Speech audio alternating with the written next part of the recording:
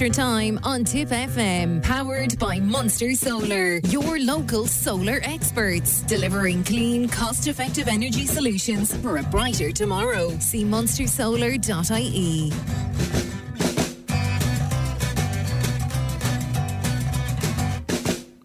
Hello, good evening and welcome to another edition of Extra Time. My name is Ronan Quirk and we're here until 8 o'clock this evening. We'd love to hear from you.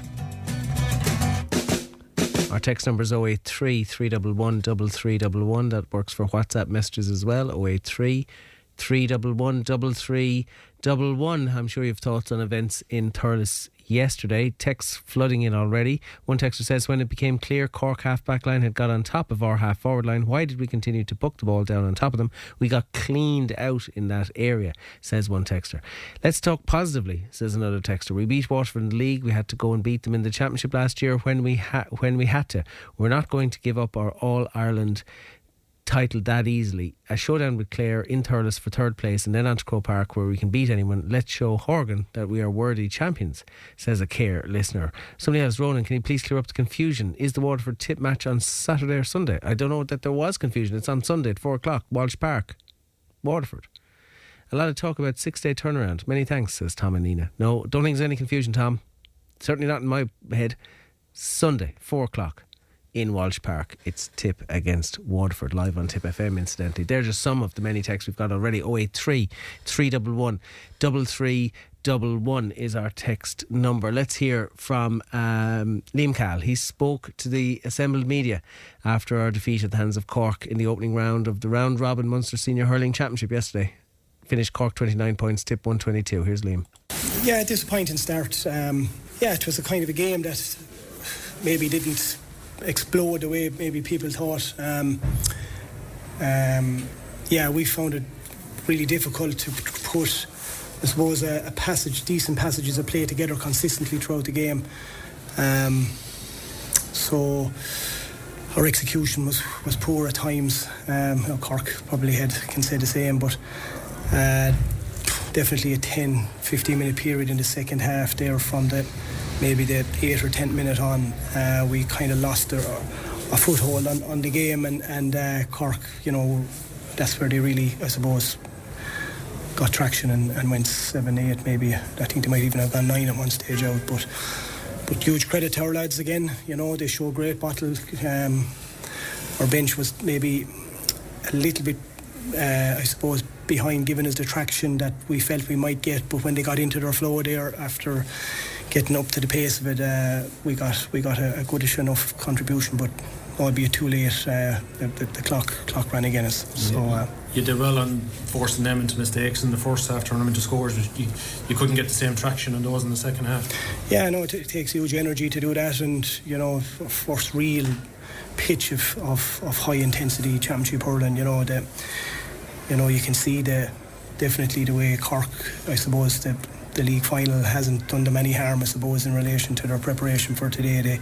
They finished strong enough, but during that middle area of the second half, they really had the upper hand, and as I said, it took us a while to come to grips with it, but we've lots to take away from it. When we have no choice. We've a huge game now in 6-7 days time in Walsh Park, and we just have to go back tomorrow night, get a few little things ironed out, get back with our personnel ready to go to Walsh Park in 7 days' time. Cork are a really good team. As you know, they have some on their day when they're moving well. They're a really hard outfit to stop. And when you're putting out one fire, another one appears somewhere else, and that's what good teams do. And we were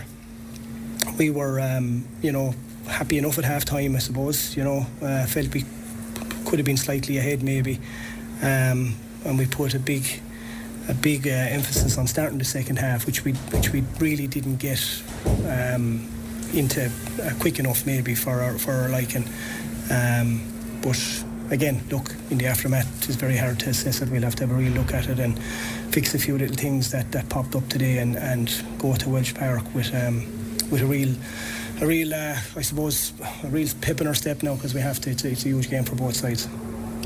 You named Cian at half back, but he played half forward and inside, made a really good impact. You saw that coming, obviously, that he was a player in good form. Oisin, he's a really, really good player for one so young. He really is.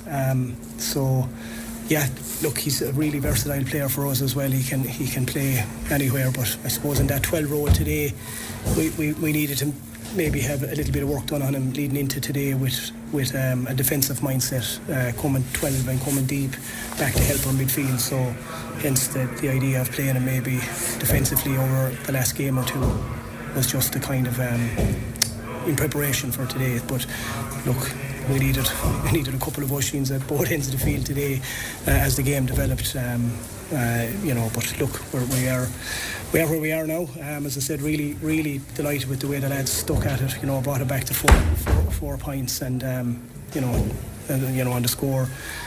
The score averages, anything can come into play as this Munster Championship unfolds. So fair play to our lads on that, and Cork were that just a little bit better on the day today and deserved their win.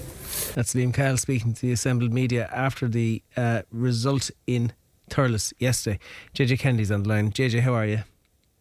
Hi, Ronan. Where do we start? Because there's a lot to talk about, but we're probably at risk of overanalyzing it as well, are we? It's the first match of 4, but it does leave a bit of a...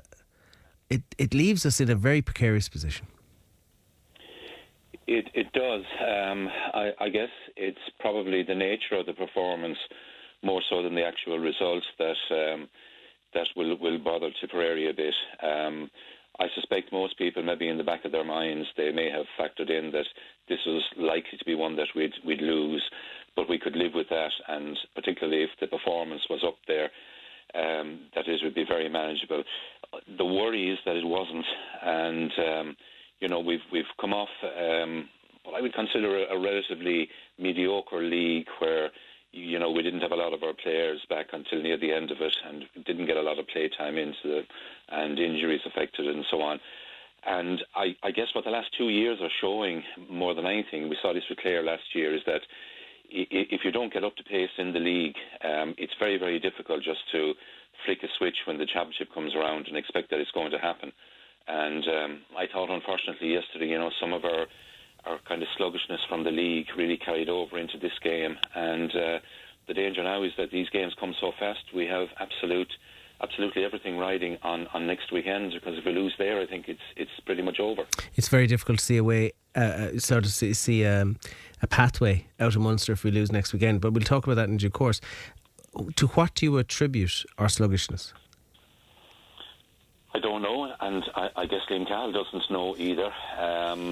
Interesting, last night Anthony Daly was offering, which is probably an interesting theory, that because we came out of the league not in great fettle, that there may have been what did he call it, a sort of cramming in the last 4 weeks, and maybe that did more damage than anything. It may have left fellas a little bit heavy-legged or whatever.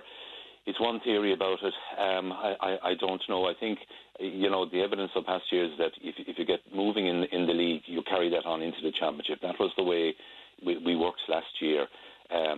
We're certainly a long ways off the pace where we were at last year, and either individually or collectively, it just wasn't working for us yesterday. We looked. Our touch, I suppose, the most basic thing in hurling, the most essential. At that level, if your touch isn't, like, you only get 1 second really at that level. If your touch isn't right, a ruck develops, and invariably Cork were coming out of those rucks with the ball. It happened time and time again. I'd say that drove Liam and Mikey nuts. Yeah, it's the one essential skill that you must have right, because, as you say, everything starts with the first touch, and we didn't have it. You just look. I mean, if you look through all the different stats and the different metrics that came out of this particular game, and we were way behind Cork in all of them. I mean, the extraordinary thing is that there was only 4 points in the end, because every single one of the stats just show us to be so far behind. They had 15 wides, we had 5. Their forwards scored 20 points from play. Our starting forward scored 5. All of these we lost. We only won 65% of our own puck outs. They won 85% of theirs, and you could go on and on. So many other stats and they all indicate the very same thing, that we were just way behind them. And it was amazing that they didn't really put us away. It looked as if they were going to do that at one stage in the second half when they went 9 points ahead. I was really fearing this was going to be a bad day, but we possibly got a few breaks. I mean, Liam is talking up that, and that's, I think, very understandable and reasonable that we got the Alan Tynan goal was very well taken, but it was sort of an individual item. It didn't come from sustained pressure or anything like that, and it gave us a little bit of a breather, and we got a few other points, and suddenly it's back to a 3-point game. But look, you have to take the match in the round. You have to look at the overall thing rather than individual moments like that. And overall, we were way off Cork on this particular form. And that's, I think, is what's the main worry now going into the next game. How much homework had they done on us? In particular, the second half, they pushed up on our puck outs. Now, I was on the Killiney end, and I was behind Rhys Shelley, and I felt for him, to be honest with you, because he was trying to find players with his puck outs. He couldn't go short. He tried to go short one time, and himself and Ronan got into a muddle. He was going long. The Downies were playing really, really well in the Cork half back line. We probably made them look well. Look very well, but nobody was really making the runs for him that he wanted, and he was left very often with kind of hip and hope high balls, which just Cork lapped up. Were we slow to change that, slow to react to that? I don't know what the answer to that is when Cork pushed up in our pockets. Well, I think given the way the team was playing outfield, there was probably no answer to it, and I think you're correct. Like Rhys Shelley is regarded as one of the best goalies in the country in terms of the precision of his puck outs. He can usually hit a guy 70, 80, 90, 100 yards away with great precision, and that's one of his best qualities as a goalie. I think it's the one that gives him the number one slot. But I think the point about goalies and their puck outs, and people often put a big focus on them. And the point they often miss is that very often the goalie is totally at the mercy of the people outfield and how they're going and how they're moving and so on, and whether they're creating options for him. And it was very noticeable yesterday at different times. Rhys Shelley was delaying the puck out. Yeah. And you could sense that he was watching, he was looking, he was waiting for movement, but it wasn't happening. No. And very often he just had then to lace it down the field and hope for the best. And as you said, that Cork half back line in particular, the interesting thing about them, I guess, was that strangely in the first half, Cork decided to move Rob Downey back corner back to mark Stephen Tobin, which I thought was a strange decision. Maybe taking a leaf out of the Kilkenny book back the years, we may remember that if you had a debutant on your team, they often put Shefflin or somebody on him to try and discourage him at an early stage. But I thought that was Jackie Tyrrell, yeah. Yeah, I thought it was a strange move. And of course, in the second half, then Stephen Tobin wasn't there, and Downey comes back out onto the half back line, and he absolutely controlled things there. And again, we were, lobbing balls in on that area there. We were never going to get much profit out of that. And it just gave Cork that sort of launch pad from that area where they could pick out the best ball into the forwards. And they were full of running, and their two young guys, particularly, of course, Barry Walsh played very well, and William Buckley. They were exceptional, and they have really brought something new, I think, to that Cork forward line. So we were in trouble, and the problem was we were in, as Liam Cahill mentioned about fighting fires. We were fighting fires all over because we were in trouble in so many areas, and it looked like a clean out at one stage in the second half before we got that little bit of relief near the end. But overall, the picture was troubling enough. Tom McGrath's with us. Good evening, Tom. Hello, Ronan. Hi, JJ. Hi, Tom. Your thoughts, Tom, after yesterday? I just like quote yourself. I'd be the glass half full merchant still, like the basis that there were fires and we quenched a lot of them, like. But 7 or 8 minutes gone in the second half, we're leading the match by a point, and then the last 10 we win it as well. Take it in chunks. So it's a question of analysing what went wrong in that bit. I kind of felt that we moved maybe a little bit too quick with the bench. JJ referenced there Stephen Tobin. I thought that kind of he put himself about. Okay, his physical presence mightn't have been huge with some of the guys he was running into, but he was getting to the pitch of the ball, and he was proving troublesome and doing the things that you'd be, at least a lot of things you'd be expecting a lad to do in the forward. Get after the ball, forging around, looking for breaks and that type of stuff. But that we made a couple of changes. And we had one change at half time. Then the second change, I was mystified by it. Like with Noel McGrath for John McGrath, I couldn't fathom it at all. But then I kind of lost a bit of focus then, I suppose, really, and couldn't figure where did the thing really go wrong. But Cork started marauding. The big lads started coming. They kind of they outscored us. We went from a point up to 9 down in about, I don't know, was it maybe less than 15 minutes? I was going to say 10, yeah. It seemed like it was balls were coming over Reece Shelley's crossbar at a tremendous rate. Yeah, well, they got Hayes, Mahoney and Walsh got three from play, and then Buckley chipped in as well after that in between a Connolly free. I have my notes there now, but they were the things that where did that Cork started running like Downey out in the half line, like, you know, it was a curious move to having him back inside, and maybe he might have been still back inside had we Stephen still there, like. But then you said Darren McCarthy was going to be as problem a lad as, but they had another fix for that, you see. So no, like last week, I'd have taken a 4-point loss. I wouldn't. I'd have talked about the performance. I would, on the base that our league thing was patchy. It was going to take a little bit of while, and I still feel the way the thing is that we have to be Clare and Watford, and then you have the last match in Limerick. But the Watford match is going to be a sticky one now. But you have to get yesterday out of it. The point about lads, there was talks last night about cramming for an exam, leaving lads leggy and that type of stuff. Yeah, all very valid sort of stuff. And kind of when you listen to what someone else has to say and ally it to what you saw yourself. Owen Connolly came out towards the new stand for a ball at one stage, and in the middle of that bad spell, and he was burning oil at that stage. But 5 minutes later, the same player came to a ball, and he made ground and won the ball because he had got over that bit of a crisis. Lads that have physical crisis in matches, like athletes in race and all that type of stuff. He had a bit of a crisis. It showed itself in that one particular run, but he got over it and he worked his way through it. And they're the things that you look at, and that manifests itself then in the finish. That you got what? Okay, Cork weren't taking their foot off the gas either. If Cork could have beaten us by 20 points yesterday, they would have done that because they're still hurting. But they were under pressure yesterday too, and we put them under pressure for an awful lot of the match. It's just a question of what went wrong in that spell and went so badly wrong. But that had happened in other matches back 3 and 4 years ago as well.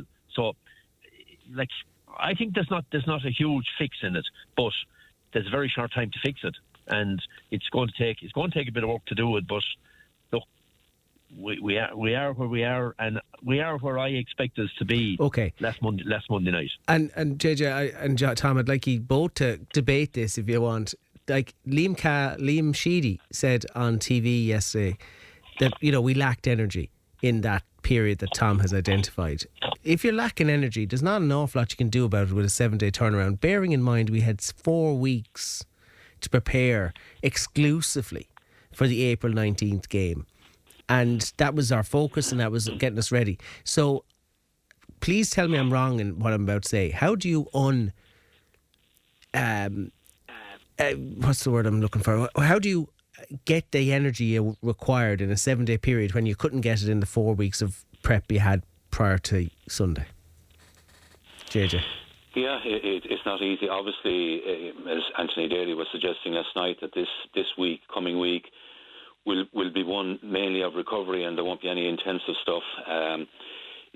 Sometimes I think the problem with lack of energy can be mental as well as physical, and I think if we interpret yesterday's defeat as a 4-point defeat, we're missing something. This wasn't a 4-point defeat, and you know, if you look at the different statistics, and I'm not a great one for statistics, but they keep coming at you after a game like this. But if you look at them all, I mean, they had 44 shots, we had 30 shots. You know, we won 65% of our puck outs, they won 85% of theirs. We had 5 wides, they had 15 wides. Their forwards scored 20 points from play, ours scored 5. You can go on and on and on and on. And I think, but when you look at those statistics, it more corresponds with one's impression from being there at the match that we were very much second best. There was a significant gap between ourselves and Cork. It wasn't a 4-point gap. Somebody said coming out it was a 4-point hammering, really. And I think that's the worry, that, you know, if you were in a right good game and it was nip and tuck and you were going toe to toe and a break here or there and one team comes out 3 or 4 points on top, fair enough. But I just felt this game was more troubling, that we were much further than that off the pace. And we were probably lucky to escape with just the 4-point margin at the end. Tom, your thoughts on that, and pick up on what JJ said there, and also how do you answer the charge that our touch was poor, our handling was poor, we dropped too many balls, and at that level, you know better than me, you know way better than me, you just don't get the time to recover from those split-second lapses. Yeah, I couldn't disagree with JJ's thing there about the statistics. That's the way it was. But a lot of the Cork shots were, some of their shot selection was poor, born out of severe pressure being put on the striker in a lot of cases. Right?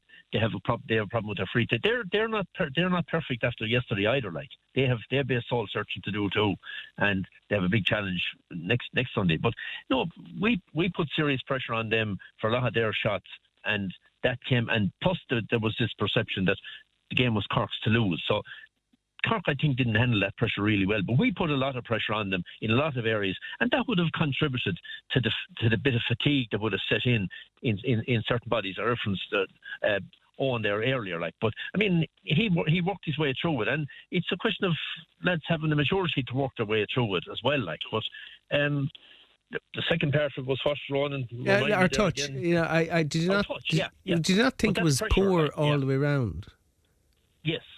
But that's pressure, that's anxiety, shows itself in a different way, and a little bit of mental frailty as well. But like, if our mentality was overly frail, it could have turned into a 20-pointer then, because that's the fear I had with a quarter of an hour to go, 9 down and looking like more.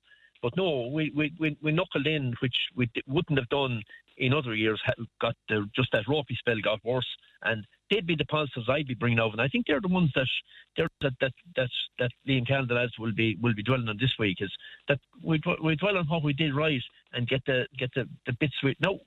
We done a good lot of things wrong too. But touch is something that's a very fine thing, like that. Like looking at Cork in the puck round, because they were in front of me, but they were doing absolutely mesmerising stuff with the ball. But like when the whistle was blown and there was a lad down the back, it was a different thing. But a final point, I thought Cork were cute. Cork fouled smart. Ben O'Connor today had referenced the free count. The free count was right, and probably should have been stronger in favour of Tipperary than it was in favour of Cork, because Cork fouled smart. If the football rules were in play with regard to deliberate fouling, Cork would have had 2 cast iron black cards in the first half.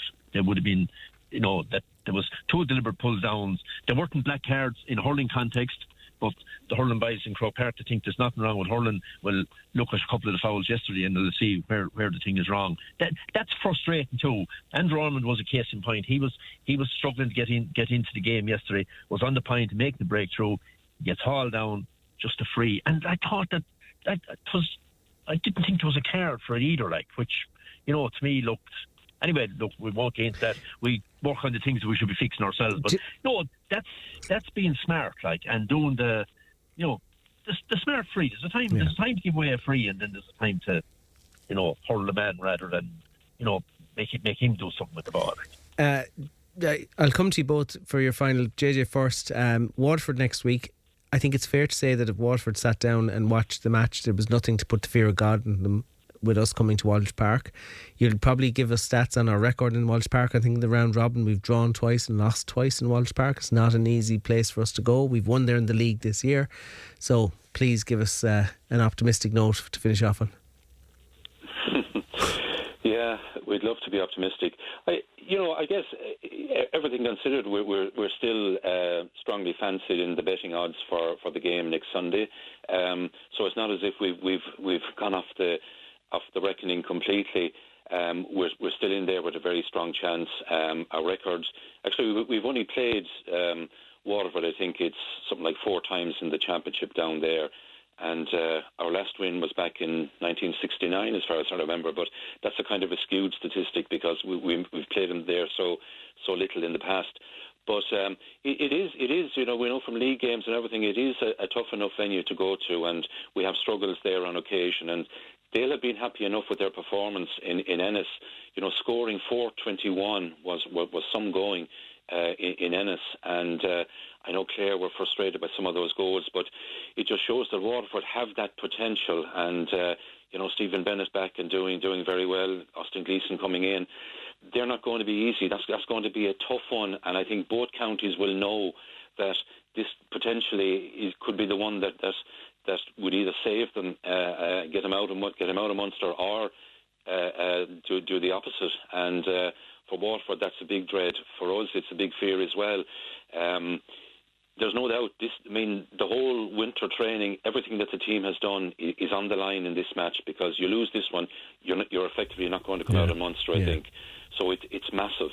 And so I think they will come up. I'm confident enough that Tipperary will, put the Cork game behind them and put in a different effort entirely next Sunday. And if they do, I think they should come out of it.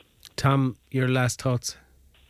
Yeah, well, I'd go with that. I think it was a game that I felt that we were going to have to win from the time the fixture list came up. That was the way I saw it, is that our 4 points would come from Tip and Clare, and Clare and Waterford, and let the Limerick match take care of itself then at the end of the day. Nothing has changed. Waterford's big concern, I suppose, they scored 421. They got 312 from one source. So, then the rest of them got 1-9. Yeah, that's okay too. But that's as much as our forward line scored yesterday too. But that's a different opposition, different situation. Sunday's game will be different. Big challenge, all right. But I think it's one that's what the training was geared for. I think that yesterday be whatever it was going to be. But next Sunday was the match that was going to be, irrespective of if we even won yesterday in Thurles, you were still going to have to go to Waterford and win. And I think I'm confident that we are capable of doing that. But there's, like Judge said, there's certain things that's going to have to be remedied. But I think touch and that type of stuff, and more contribution from lads, that will come when the touch is that bit better, and that comes from the collective then as well. It's easy for my touch being good if JJ touch is good and he's given me a good ball, so my touch will be good then. So it's the collective really. So look, it's a challenge, but look, there was challenges. I think we're in a better place than we were after the first round last year. We got a point after the first match. After the Cork match. Yeah, we had a point. I got to move on. But you know what? One thing struck me, and I think both of you might agree on this: 44,000, over 44,000 in Thurles yesterday, like the good old days. Parking, traffic, the whole thing. And you know what? The atmosphere was a bit flat, and I just think that indicates, if you're a neutral watching it yesterday, it wasn't a great game of hurling. And Tip, Cork and Thurles with 44,000 people should de facto be a great game of hurling. But that perhaps is a discussion on the state and the health of hurling. One word, Ronan: jeopardy. Too much jeopardy on it? There was no jeopardy really. Okay. All right. Anyway, we talked last week about your first match. The first match in 3 against first match in 4. There's more jeopardy in the group of 4 than there is the group of 5. I thought that too late last Monday night, but anyway. Okay. That's where we are. JJ and Tom, thanks as always for your contributions. Thanks, Ronan. Not at all. Thanks, lads. Let's have a quick word with Cian Tracy. He was on CoComs for us yesterday. Cian, how are you? Good run, yourself? Well, we've had a glass half full and a glass half empty from my first two gentlemen guests. Where are you standing on this? I'm probably somewhere in the middle, Rowan. Good man, Cian. Look, it is what it is. Cork are a really good team. And my overriding thing is what Liam said, and that's the lack of energy. And anyone who's involved with teams with so many listeners there, when you lack that energy, it drains everything. It drains your touch, it drains your legs, it drains winning breaking balls. Like the turnover count, I think, from half time to maybe the 62nd minute was 18-11 to Cork. I think that tells the story. And at this high elite level of sport, Ronan, if you're 0.5% off, you're gone. And for Tipperary, it was small little things, and that was the difference between the two sides.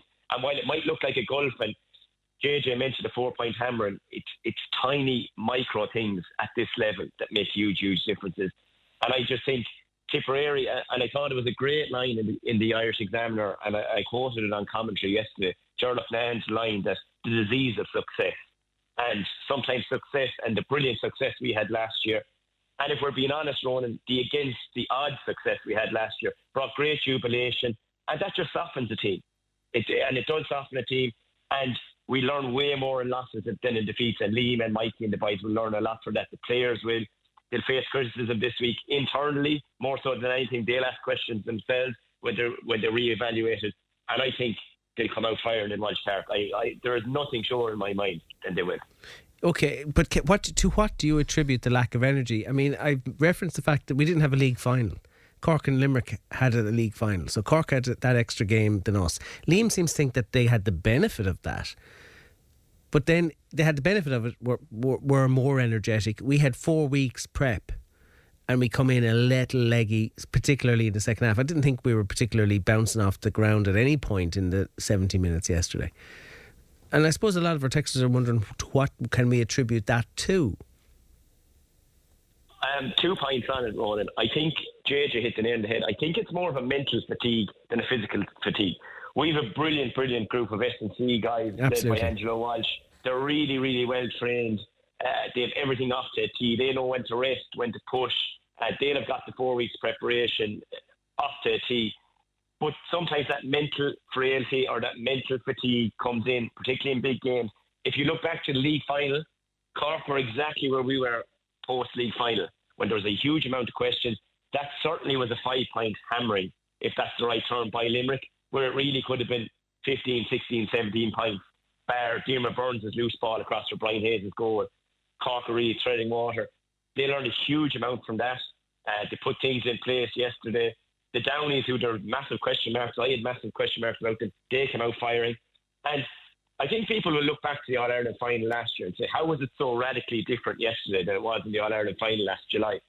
And I think a huge amount of it goes down to the Cork forwards, and particularly the changes in the Cork forward line.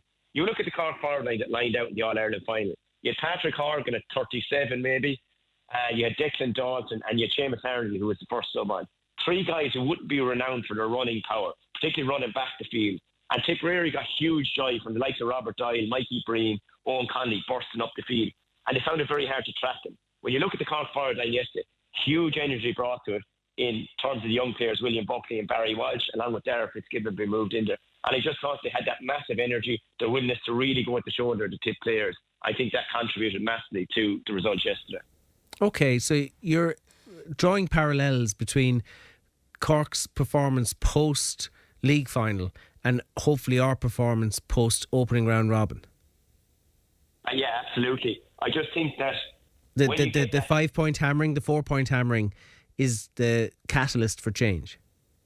I think so, and I think it hardens you. Anyone who's involved in teams, when you get that criticism, and there will be criticism this week, and I think no one will be more critical than the players and managers themselves when they review the game, when they look back on the video analysis. And I think when your world starts caving in, that's when you really come out fighting. And I thought I would disagree with the guys slightly in what they said in terms of, I think maybe 2 years ago, when Cork went 9 points up in the second half, did a kick for home and really put it to the sword like they did in 2014 with that 18-point loss. I thought there was a bit of character. There was a real sign of All-Ireland champions that they were going to go down swinging. And they came back, and in that last number of minutes, Alan Tynan got a goal. We got points from Sam O'Farrell, from Dara Stakelin.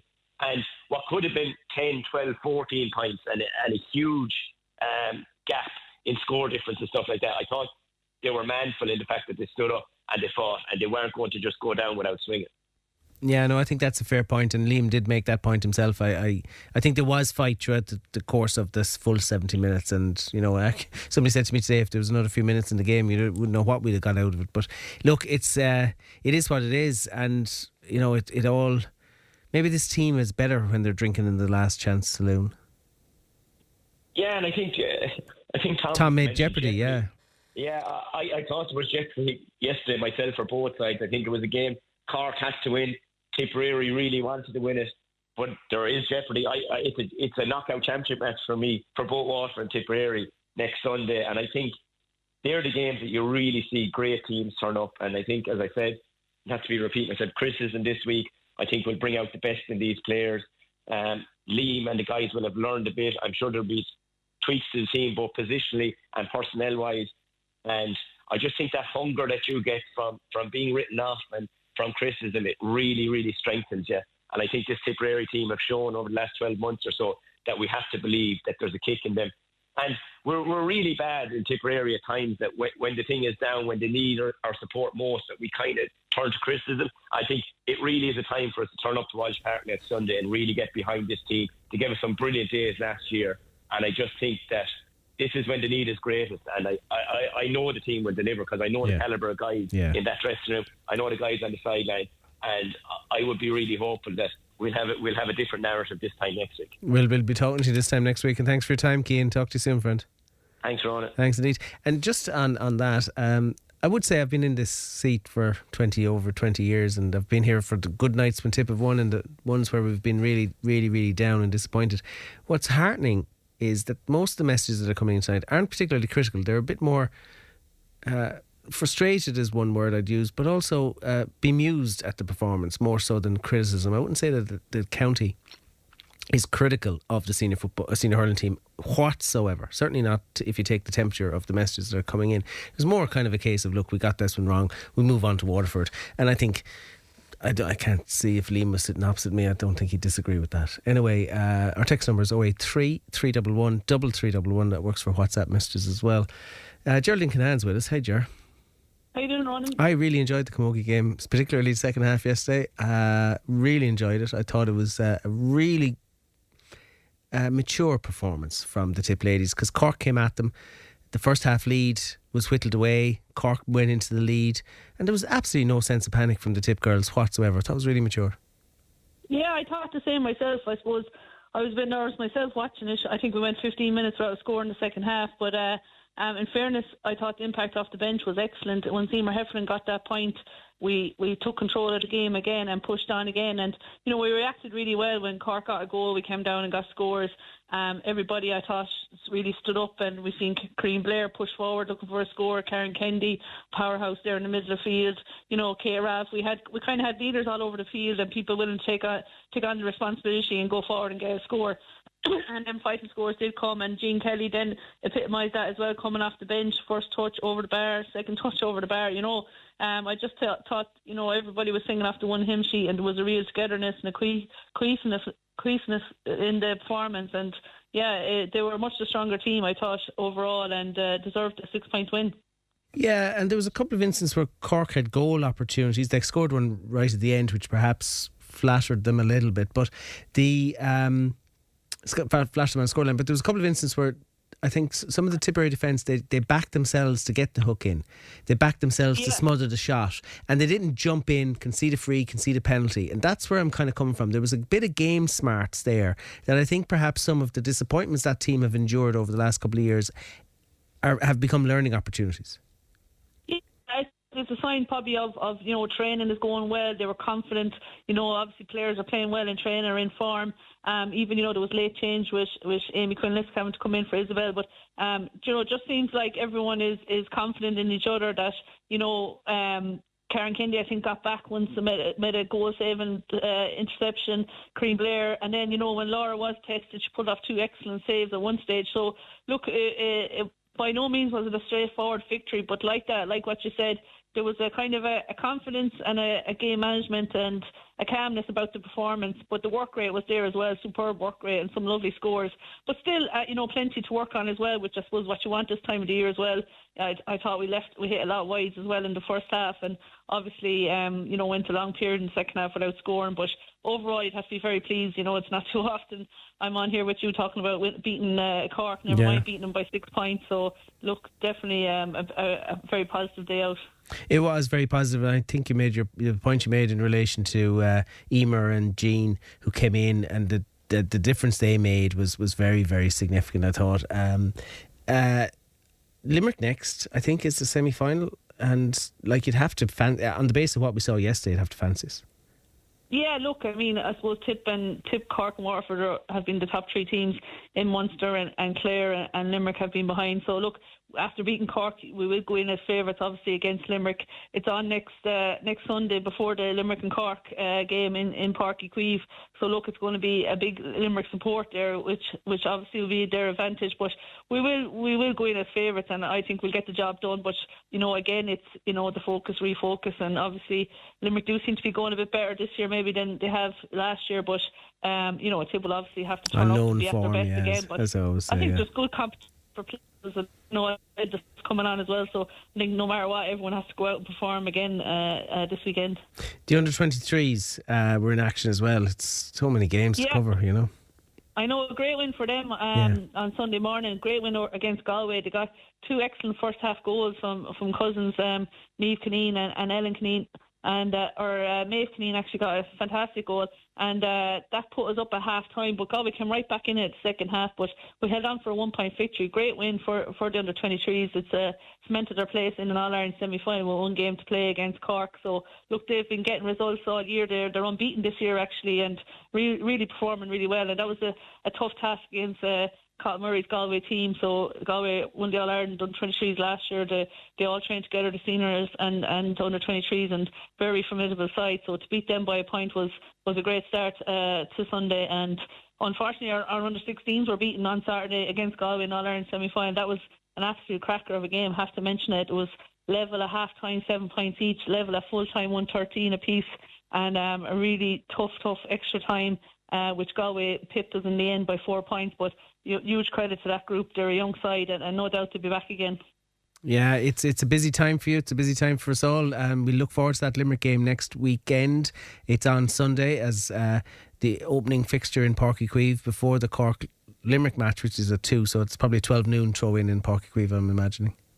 Yeah, 12 noon, yeah. Okay. Listen, the best luck to the girls. A replica of yesterday's performance, and I don't think we'll have much to worry about, but we'll talk about it and analyse in due course, Ger. Thanks for your time. Thanks, Ronan. Take care. Ger Canan there, news of camogie, and well done to the under-23s as well.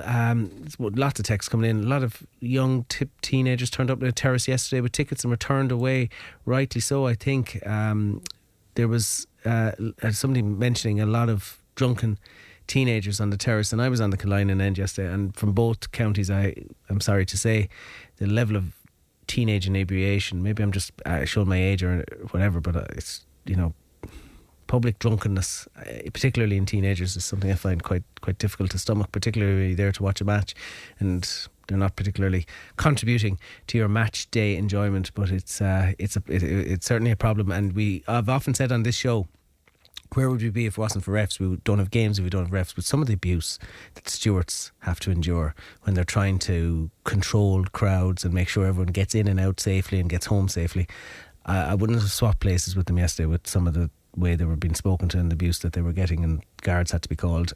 It wasn't a particularly problematical situation, but it was all down to teenage inebriation. 083 311 3311. Very disappointing yesterday. Our defence were just taken asunder. As a result, no quality ball being delivered into our full forward line.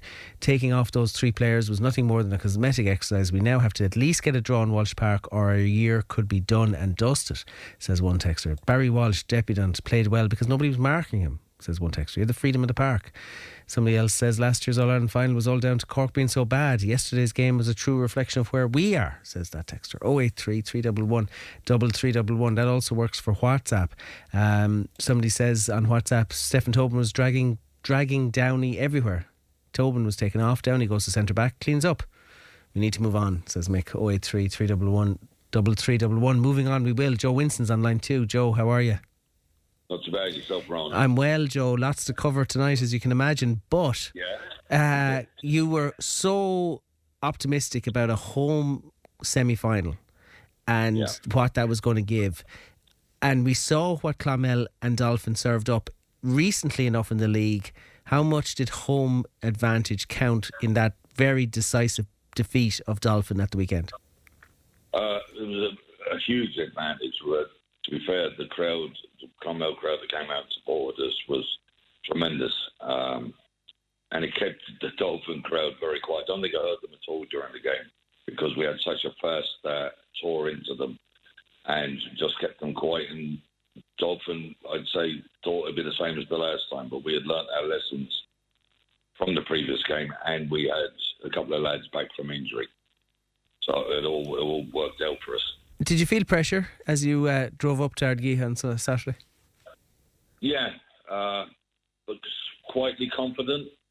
The lads have delivered time and again this season. Now that towards the end of the season, maybe a little drop off in performance and maybe not winning games as clearly as we should have.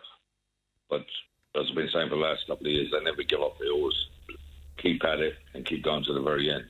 You kind of get the feeling as well that had they not put in that performance on Saturday, a huge amount of effort and achievement over the year might have counted for naught. Now I know that they finished top of the league, but you know this is where you need to be in terms of winning the thing. Yeah. And I think the players, perhaps that was distilled into them a little bit as a result of maybe that turnaround against Dolphin previously. Yeah, that would help. The other thing was that we had 6 matches in a row. We had no break at all because of the Munster Senior Plate. So normally you'd have 3 matches, then a break, a week off. Gives you, chance to recuperate. Whereas because of the Senior Plate, we didn't get that break. So maybe that could be there was a bit of weariness there. But with the week off last week, now it's seriously helped the boys to get themselves together and to be ready to go again.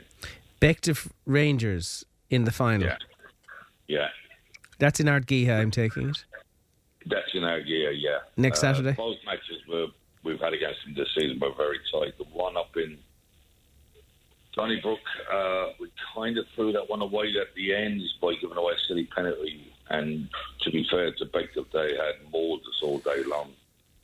And from that penalty, they got close to our line and mauled over.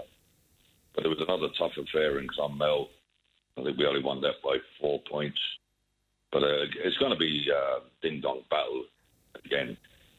Saturday, 2:30. Is this coming Saturday? Saturday, 2:30. Looking for the crowd to come out again and support us. Well, I think now that this is the final. It's Clonmel against Bective Rangers. It's one of the biggest days in the history of the club, I would say. Oh, absolutely, yeah. And the funny thing is, if you go back to the 70s, Clonmel and Bective, when Bective was a big established senior club in Dublin, we used to go up once a year on the day of an international to play them in a friendly, and they come down to us once during the year. So there is links there going back to years. Well, I think that'll be suspended for the for the 80 minutes come next Saturday. Listen, it's a great story, and I don't know. I just hope you get a big crowd at it because it's a club that offers a lot to its community. Not dissimilar to what Cashel does, not similar to what Kilfeacle and Nina and all the other great Thurles, all the other great rugby clubs in the county do.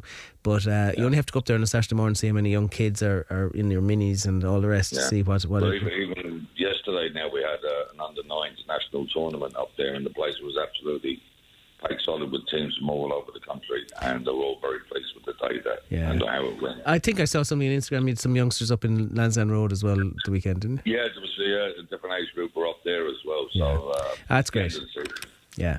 Joe, we'll talk next Monday night, hopefully with a big smile, bigger than usual smile on your face. Please God. Take it easy, Joe. Thanks, Ron. Thanks Bye-bye. indeed, Joe Winston, Clonmel Rugby Club. We wish them the very, very best of luck next Saturday, 2:30 in Ardguiha in Clonmel, that final Division 2C final against Bective Rangers. Congratulations while I'm at it as well to Conor O'Donovan, the young Clonmel boxer who fought Michael Douglas in Connecticut on Saturday night and knocked him out in very impressive style as well. That's 2 from 2 in his professional record. Fought twice, 2 knockouts, and the young fella with oozing confidence, and we wish him well. It's a tough sport that he's chosen profession, but we wish him the very best of luck, and the fight's coming thick and fast. It's 2 in a fortnight for him, but anyway, that's how you make a name for yourself, and that's how you put bread on the table. Barry Ryan's on the line. How are you, Barry? How are you rolling? Oh, I don't know where to start, Barry, because the Shields took place. Now, you kind of suggested last week that some teams might not be overly enamoured with the Shield competition coming in at this stage of a long season. Players are still working around the Munster Junior Cup. Do you think that prediction kind of came to fruition? Yeah, look, St. Michael's didn't feel Jimmy Carr, Willie Armshaw, Keane Fadden, Colin Bargary. You suggested the same, yeah. Yeah. There was nothing in it for them in terms of they've got big games coming. There's also a grey area about yellow cards in that competition. Can they tip you over the 4 or 5 yellows that will cost you in a big league game as well? And that could happen to somebody over the next couple of weeks as well. So, there was nothing in it for them. And look, Two Mile Burris went reasonably strong. And look, I suppose the position Two Mile Burris are in, they're no longer in the Tipperary Cup. They're no longer in the FEI Junior Cup. And, so this competition probably represents an opportunity at picking up a little bit of silverware. So it made sense, I suppose, for them to go and try and win the game. Which they did, 3-1. I mean, anytime you go to Cook Park and come away with a 3-1 victory, that's something to be noteworthy. And I think the point you made about where Two Mile Burris are in their season could also apply to Cahir Park and Cullinlatin, who played out an entertaining 4-2 win for Cahir Park. Yeah, and look, my theory really was this competition was a good idea in practice if it was for the Cahir Parks, the Cullinlatins, the Clonmel Towns, whatever, because at the end of a long season, to pick up a little bit of silverware for a club like Cahir Park would be fantastic. Whereas Two Mile Burris won a Tipperary Cup last year, so I'm not really sure where Shield would rank for them this season. But for Cahir Park, who are building a lot of young players and stuff like that, I think this tournament would give them something to really build on. Look, they'll be pleased to go through and await what comes in the semi-final. We've mentioned a couple of times about how competitive the Division 1 is. Wilderness Rovers had a disappointing result against Ballingarry and then go and lose to Two Mile Burris B, which kind of had me scratching my head a little bit. Yeah, and lost heavily, 5-1. Now, Two Mile Burris B have some fine players and people like Martin Darmody and a lot of lads who have a lot of Premier Division experience, but they would have been underdogs going into that game with Wildies. But I suppose you see that First Division, it's all the games are difficult, and I'm not sure what effect losing, they haven't lost the league yet because we're going to see how those games pull out, but losing the opportunity to win a league the previous week at home, I think psychologically that would have really, really hurt. Yeah, no, I think you're right, because as you say, if they miss out on promotion, then there's a chance of silverware. Elsewhere in the Division 1 Shield, Galbally beat Tiptown, and Ballingarry, who seem to be on a bit of run of form at the moment, beat SC and K United. Yeah, so Ballingarry seem to be finishing with a real rattle, and these competitions in Division 1, the opportunities in Paddy Purtle Cups and Shields and stuff like that, a lot of clubs really like being in Division 1 because you get so many opportunities at silverware. So I think those games are always going to be highly competitive, and Tipperary Town and Galbally, I suppose it's a big derby and two teams that have been at the business end all year in the promotion race. Yeah, what's to look forward to? I mean, must be getting to FAI soon. Yeah, well, next weekend we have a big one to look forward to. We have the Tipperary Cup semi-final, so we have Peak Villa next Saturday night in Thurles against St. Michael's. I think that will be an absolute cracker.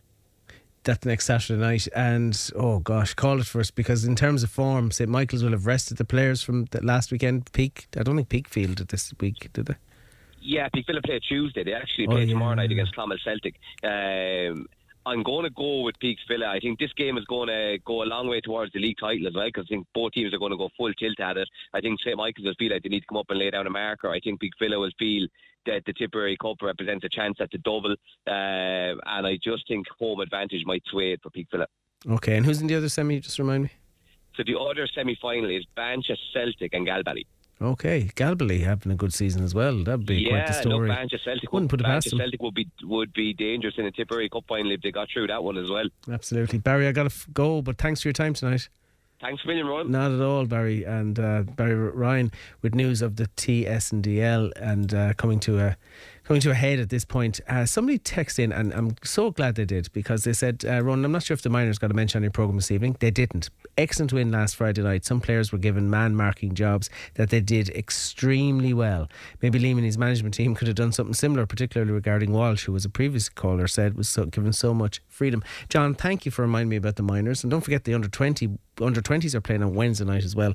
There is just so much sport on at the moment. It's very hard to fit it all into the 55 minutes that we are allotted.